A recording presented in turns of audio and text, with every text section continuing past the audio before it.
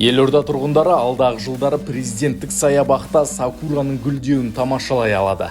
Нұрсұлтан аязына төзімді ағашты Қазақстан Республикасының қадағалау органы өкілдері екті. Арнайы акцияға бас прокурор Берік Асылов қатысып, алғашқы көшетті отырғызды. Акция барысында шаһар көркін ашар 30 түп көшет егілді.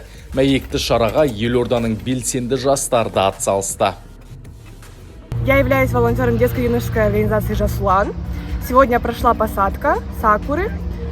Саженцы были привезены из Новосибирска, потому что у нас схож климат, и мы верим в то, что благодаря схожему климату они лучше приживутся на нашей земле. Цветение начнется уже через год, и уже через год мы сможем наблюдать за прекрасным цветением прекрасного растения. Сакура ағашы ерекше күтімді қажет етеді. Сондықтан мамандар жыл бойы көшеттердің өсіп-өнуін арнайы талаптар бойынша қадағалайды. Енді бірер жылда қала тұрғындары мен қонақтары гүлдеген сакураның маңында сейіл құрып серуендей алады. Прокурорлық аллея мемлекет басшысының елді көгалдандыру саясатын іске асыру шеңберінде жасалды. Игілікті бастаманы президент өткен жылы бастаған еді. Жоспар бойынша 2025 жылға дейін 2 миллиард ағашты отырғызу көзделген.